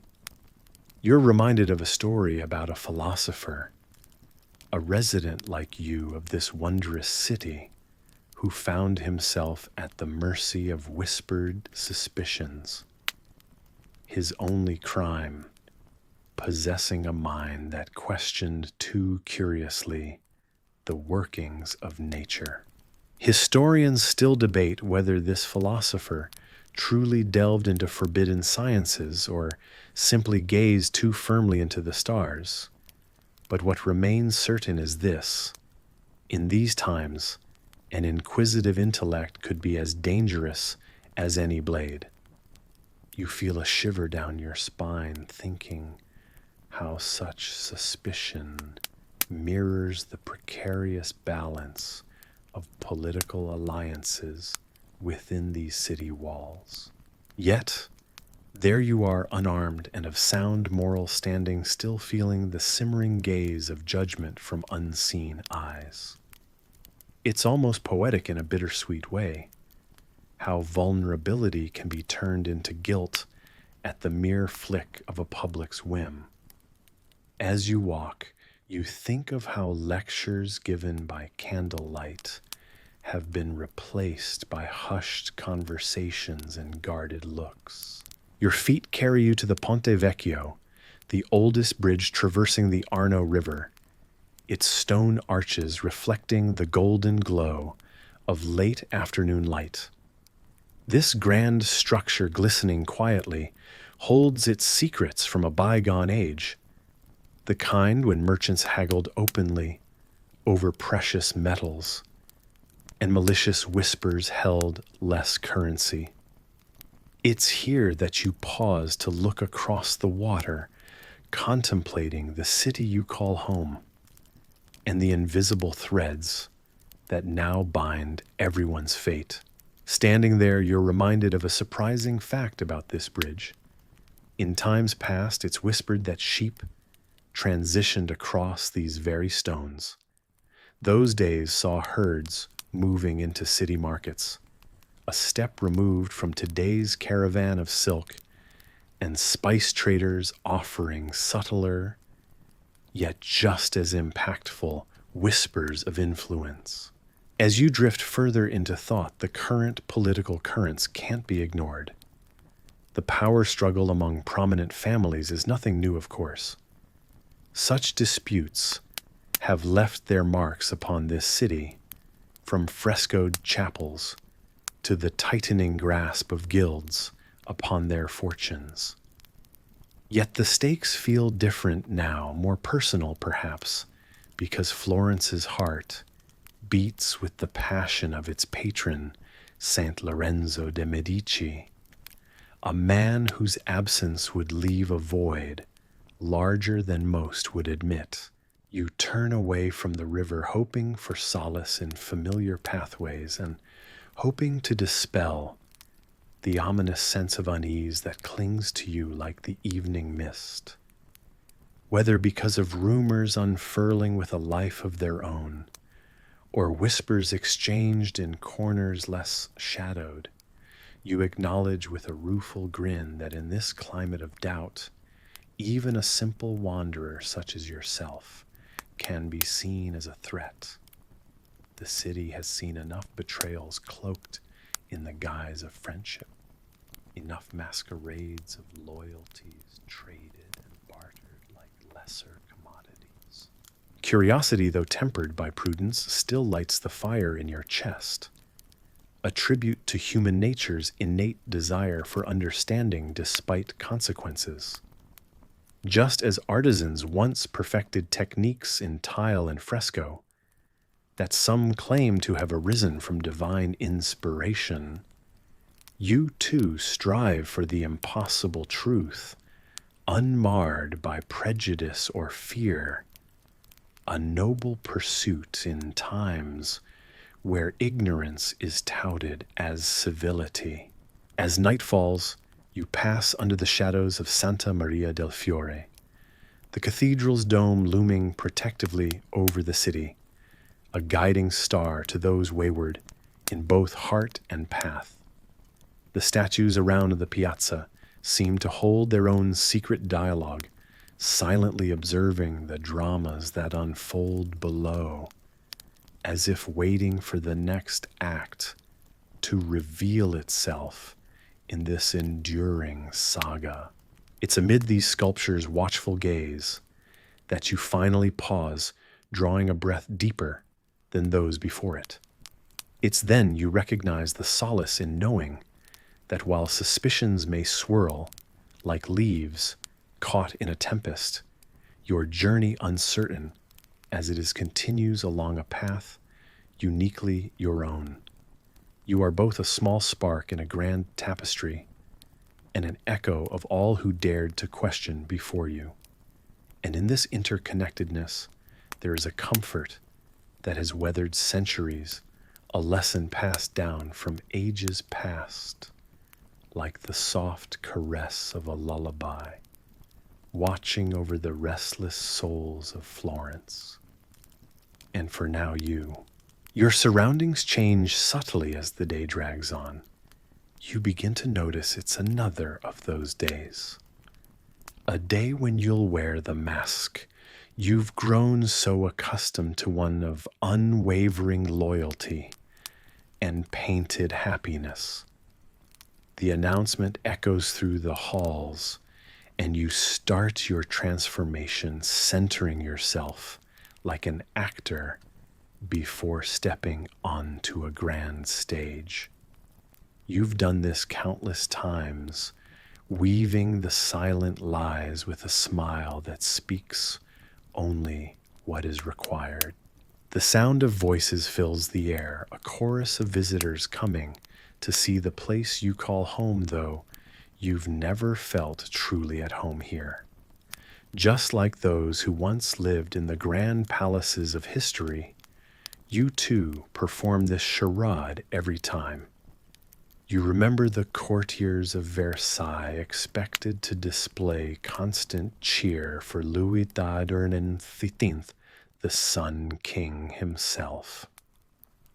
They couldn't murmur a word of dissent without risking everything. With each step, you feel the weight of eyes upon you, judging, assessing. There's a sincere deceit here, an unspoken agreement between performer and audience to maintain the fiction. The visitors move through this space with curiosity, perhaps none the wiser to the reality beneath your pleasant facade. Your fellow companions perform alongside you, each one a testament to the art of pretense. Each new face, every nod and smile, a part of the intricate dance. Historians still debate whether those before us, kings and queens in ancient courts, truly enjoyed these performances or merely tolerated them as necessary politics. You wonder, as you stroll past curious onlookers, if they ever saw through the regal act and glimpsed the wearied soul within. Unexpectedly, a shared glance with another gives away a flash of understanding, the tiniest hint that they too notice the dance you perform. There's a touch of companionship in those fleeting moments.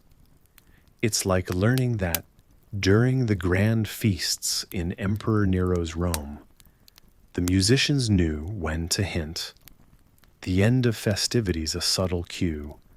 Only insiders understood. You sense some of these outsiders. These visitors may have the same awareness, a rare break in the usual rhythm. The day wears on each interaction, blurring into the next.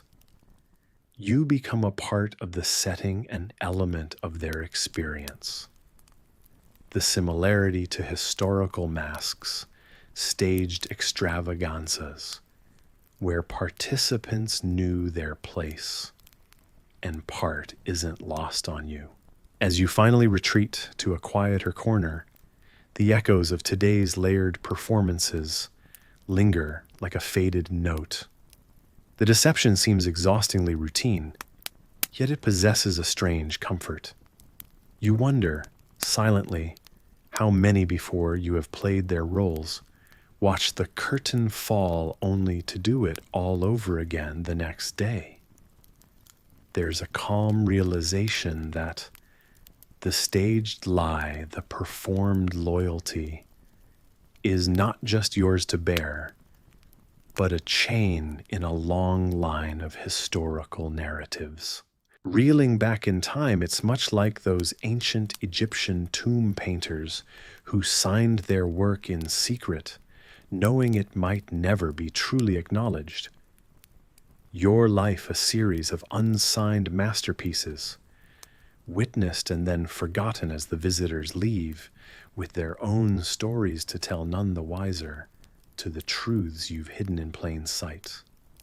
As night descends, you turn inward and resign to tomorrow's unseen audience, ready to paint yet another vivid performance with a brush of silence and loyal artistry.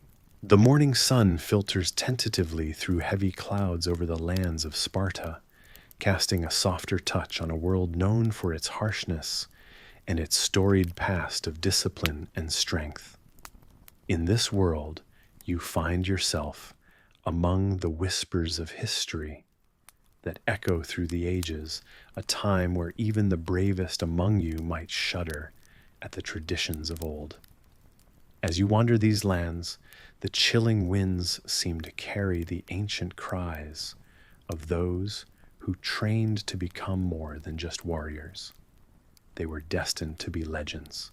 You stroll through the bustling agora, flanked by rows of stone and the murmuring voices of traders and citizens.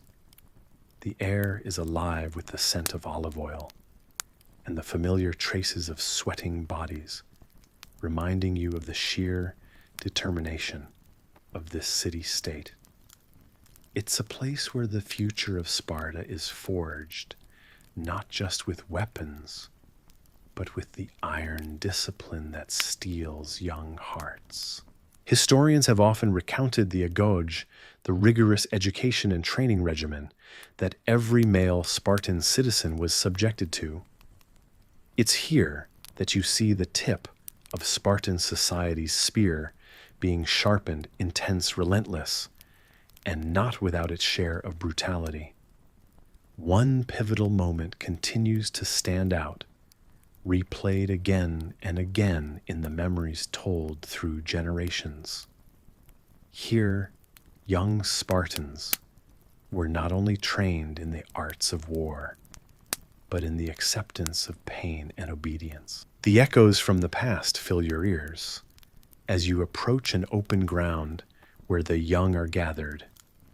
It is not today, nor any day that you could mark in your calendar, for you wander through what could be called a haze of history, watching as an observer floating between reality and myth. On this clear morning, a group of Spartan boys stands firm, trying their hardest to uphold their unyielding valor. Before them, one of their own is brought into the circle, his face a mixture of determination and fear. The ceremony you witness is not any ordinary training exercise, but rather a ritual of correction, of enforced obedience, meant to mold the young into the image of the perfect Spartan warrior. The boy is subjected to what seems unimaginable by today's standards, repeatedly struck, not out of malice, but out of a grim belief that such hardships would prepare him for the challenges of life and battle. As you watch, you might find yourself teetering on the brink of outrage. Yet for the Spartans, this is just another step towards becoming heroes. The starkness of this ritual is intriguing in that it was not an unrecorded secret of the past. Details of this practice have survived the passage of time, passed down like myths, woven into the fabric of antiquity. There is a scene described by Plutarch, the biographer who speaks of the endurance displayed by these boys, some of whom it said would lose their lives to the severity of these trials, transcending into Spartan legend, even in death. What might seem unsettling now might have been considered natural for many Spartan parents, as they believed or perhaps connived, one might think, that these brutal lessons were the only path to greatness and strength. You wonder as you watch, would historians and scholars someday find evidence to disprove or confirm these accounts? The sands of time keep some secrets closely guarded, leaving them forever open to speculation and debate. More than just physical endurance, these displays of resilience were akin to a Spartan litmus test, a measure of the soul and spirit deeply entwined with the community's very essence.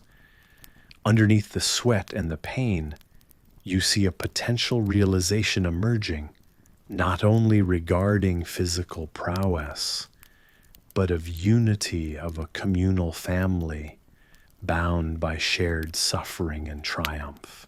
As shadows lengthen, you imagine the scene fading into the background of your mind, inaccessible from the warmth and comfort of your own life. The distant roll of drums becomes a whisper alongside the cicadas, marking the transition from a brighter day to the soft cloak of night. The lessons of this world you reflect spill over into stories of bravery and obedience in the face of adversity, monuments to the determined spirits who stood here long before. Would you have survived in those times? Who knows, you probably won't survive this, whispers the cheeky voice of reality. As the imagery begins to soften, you can almost hear the closing words as if spoken to you by a guide across epochs, inviting you to draw your own stories from the impressions left behind. With drawing nightfall, you might feel the cool breeze settle like a blanket over your shoulders, bringing with it a rare moment of silence, a chance to breathe and reflect. A world fades gently into dreams, melting away the harshness of stone and the cries of the past, leaving only the gentle cradle of the present moment. May it bring the gentle caress of silence to soothe you into the soft embrace of quietude, just as night kisses the lands once proud with the march of Spartans, now wrapped only in the starlit warmth of sleeping history.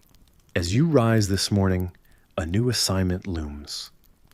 In the midst of your monotonous routine, a life where every decision is nearly made for you, a new task challenges the sameness.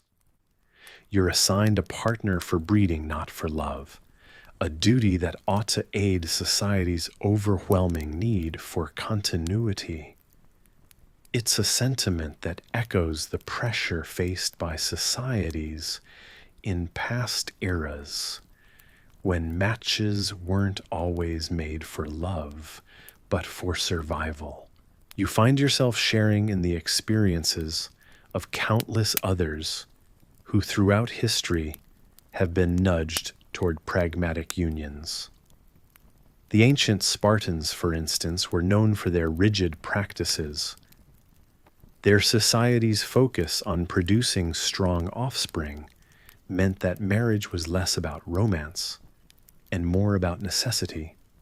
Some anecdotal evidence suggests Spartan brides would even shave their heads and dress like men to ease the transition of men who lived communally into married life.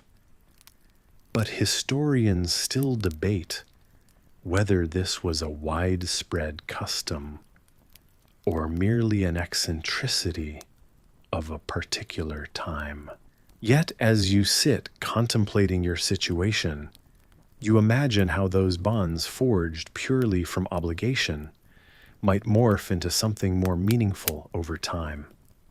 There's a comfort in the possibility of familiarity turning into fondness, just like how an old robe might become indispensable through sheer habitual use. As you meet your assigned partner, you notice an ease between you both. Despite the unconventional beginning, there's a shared understanding, a knowledge that this union is another duty to check off from the long list of life's demands. You both are treading the same path, dictated by the circumstances of your existence rather than the flutter of your hearts. The air between you is calm, wrapped with a light touch of sarcasm, as you joke about all of this being quite a historical moment, considering your personal history up to this point has been fairly unremarkable. Your partner laughs an echo, bouncing off the walls of this unexpected journey together. The world feels smaller now, wrapped in this singular task that demands so much of your attention. You find yourself musing over past societies who shared this duty. The Chinese imperial court, where concubines bore children to secure lineage, comes to mind.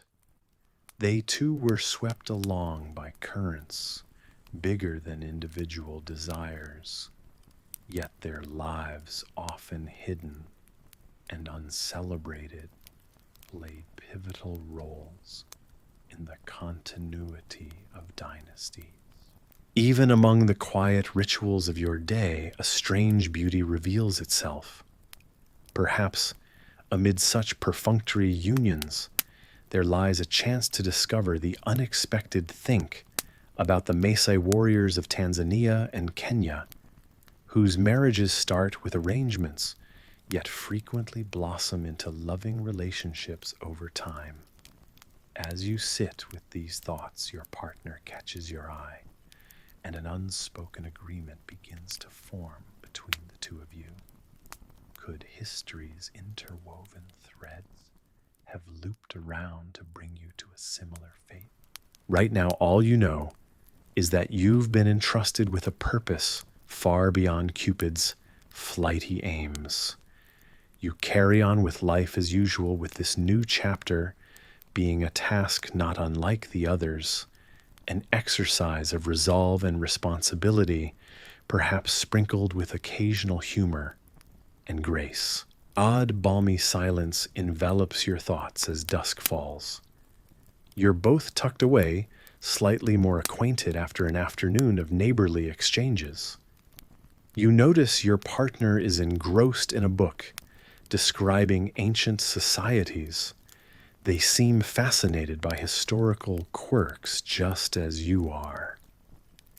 You both share the belief that understanding yesterday can shed light on today's peculiarities and possibly unravel the obscure situation you find yourselves in. The quiet hum of life settles over you, a reminder of human resilience against the unyielding tide of expectations. It's as if the universe has conspired in its timeless way, nudging you to this moment where duty might very well pave the way for an unexpected alliance, much like how empires once rose from the ashes of unlikely origins. You slip into the lull of evening as a gentle breeze stirs the curtains. Somewhere in the soft cadence of nightfall, amid the shared silence with your assigned companion, the comfort of shared history whispers its soothing lullaby. You close your eyes, letting the calm, inevitable continuity of the world carry you softly into slumber. Centuries before your time, there was a lonely stretch of desert, known only to the wind and the whispers of history. You find yourself here in the middle of barren sands, under the cool night sky, where the stars are the only witnesses to the mysteries of this ancient landscape. No map can guide you. You move along forgotten paths, your feet brushing against the coarse grains that have seen empires rise and fall. You pause, feeling a chill creep over your skin, a gentle reminder of the souls who once tread this land, their stories as fleeting as the breeze that now wraps around you. Without a grave marker to honor them, their legacies vanish, becoming one with the dust swept up in each gust. It's an unsettling thought, but strangely comforting too, as you glide through a realm where time seems to stand still. Your eyes are drawn to a peculiar glimmer below the horizon. It's the faint outline of a structure just discernible under the moonlight. You approach with an eager curiosity, that overcomes any lingering hesitation. The structure is a standing stone, lone and serene, its surface etched with indecipherable symbols. The stone might have been part of a scholarly debate. Some say these markings are remnants of an ancient script, but many believe they are nature's doing, scrawlings born from years of weather's ceaseless touch. As your fingers trace the grooves, you wonder about the hands that inscribed them, or if perhaps no hands touched this stone at all. Despite its vague origins, the stone serves as a reminder of a civilization lost to time, one whose people shared rituals and stories that have evaporated into the atmosphere. Consider how amazing it is that in the absence of material reminders, a gravestone, a mention in some musty old book, these people are as present as you are now, standing on the same earth. A sense of unity embraces you, linking your narrative to theirs, spanning eons across the boundless desert of human experience. Your heart beats with the pulse of 1,000 untold tales echoing amongst these timeless sands. The ground beneath your feet is rich with stories, tidbits of history that curiously pop into your imagination. It feels as if you've stepped into a library of sorts, where each grain is a page, and the wind is the bookkeeper. You think of those who have performed similar explorations, dedicated souls who dared to search by lantern light. Some uncovered truths about civilizations that time tried to hide, just as you now wander in their steps, contributing to a history constantly under revision. But historians still debate which regions of the world first developed written languages. And in this moment of cerebral exploration, your imagination blurs the lines of reality. Your adventure continues as you meander deeper into a world once busy with life. Picture yourself not just as an observer, but a silent participant in their day-to-day happenings. Imagine markets bursting with vibrant textiles, smells of spiced herbs, mingling with laughter music drifting softly from distant corners. These lively scenes, lost to the ages, reside solely in the echoes of your mind's eye. The night wears on, casting elongated shadows, tricking your perception with shapes that resemble specters of former inhabitants, their existence proven not by monuments, but by whispers of truth carried on the wind. And yet, in this desolation, you find a sense of peace, a beautiful reminder of nature's relentless reclamation, a cycle you too are a part of. Time, like the desert sands, is designed to erode away, sometimes revealing and sometimes obscuring. It leaves behind no physical markers, but gives rise to an enduring continuum of learning and reflection. As your journey onwards unfolds, the realm you explore remains boundless and eternal. In your wanderings tonight, history stretches beyond chronological boundaries, unfolding instead through experiential panoramas that exist in the gentle hush of wind and dust, a silence that tells endless stories, asks timeless questions, and offers serene endings that are in themselves beginnings.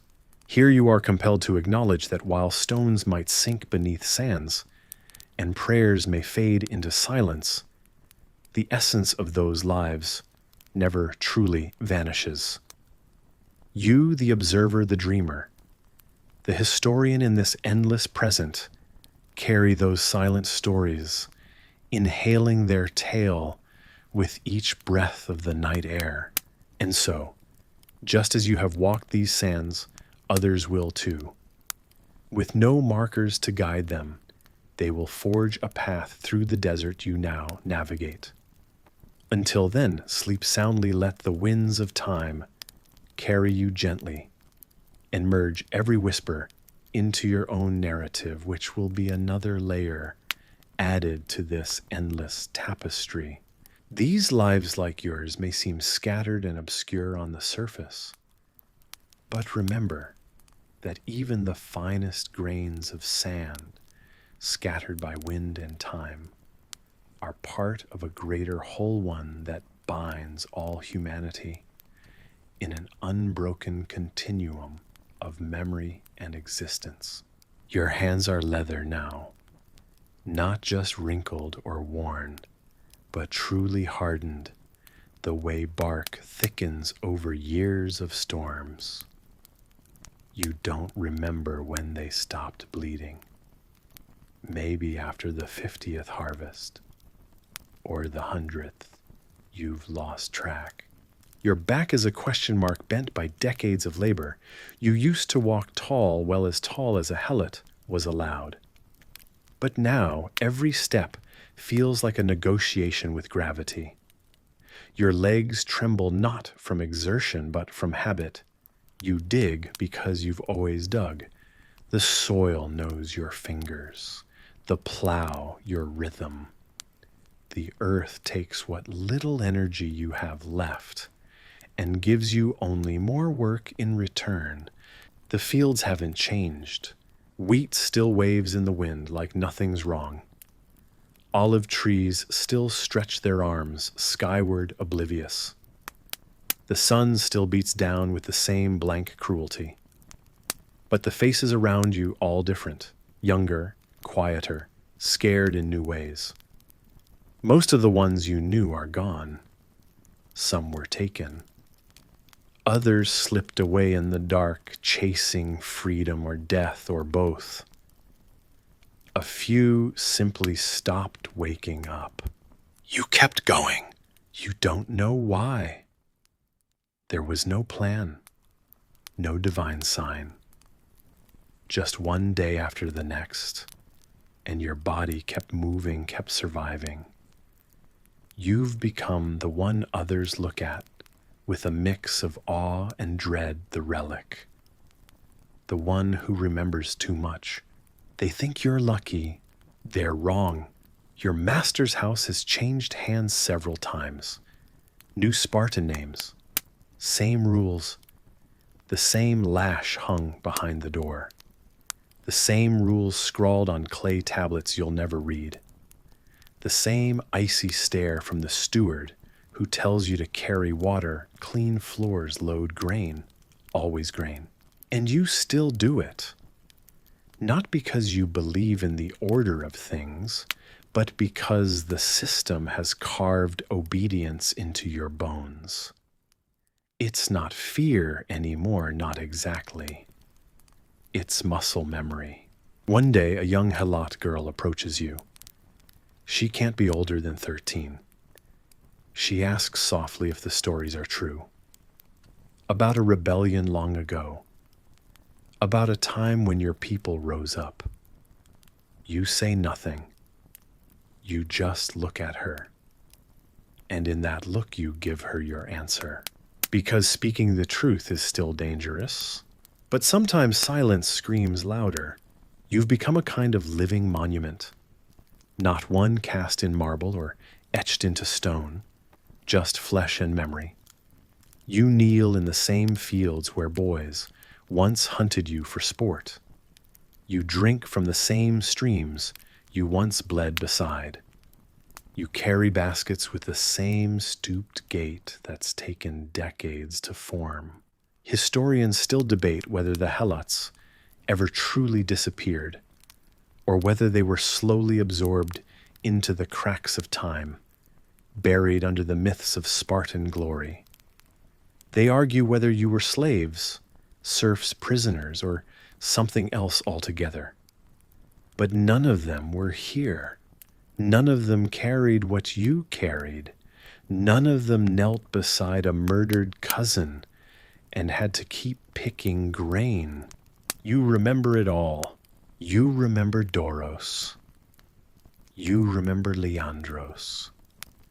You remember the blood by the granary. You remember that girl who hummed as she weeded, and the boy who vanished trying to read. You remember the day you found a broken dagger buried beneath a fig tree, probably dropped during the cryptaya. You left it there. You remember how it rained once, really rained, and you stood in it arms wide, letting the sky baptize you with something pure, something unclaimed. You remember names. Yours. The ones they tried to strip from your family. The ones no Spartan ever bothered to learn. You do not speak them, but they live inside you, tucked behind your ribs, like coals that never went out. Now as your knees creak and your hands sink into the familiar soil once more, you are not just digging wheat. You are digging memory. A lifetime of it. Quiet. Relentless. Unbreakable. You are still afraid of shadows of blades, of the sudden hush that always comes before violence. But fear isn't the only thing that stayed with you. There's something else now, something deeper, something the Spartans never meant to give you. Dignity. Even in this broken, crooked shell you carry it. Not because they allowed it, but because you held on to it when everything else was taken. And that's what makes you dangerous, even now. Now drift with me for just a little longer. The light fades slowly this time. The wind softens. The dust of the fields lifts into the air and becomes mist. Then memory. You stretch out your limbs one last time, not in pain, but in peace. The cries of boys training, the barking of orders, the whistle of scythes. These all recede like echoes swallowed by distance. You feel the warmth of the earth beneath you, not as a prison, but as a cradle. The soil you turned day after day feels less like a burden and more like something sacred. It held your footsteps, your sweat, your silent hopes. And now it holds your story. You are still, you are not alone. All around you, others rise in your memory. The ones who sang, the ones who vanished, the ones who dreamed of something better. They gather invisible but present, and they sit beside you. No words, just breath and presence. The sky darkens gently above the hills of Laconia, and the stars blink awake. Each one a name unspoken, each one a light that refused to go out. Tonight you rest, and for once there is nothing to fear.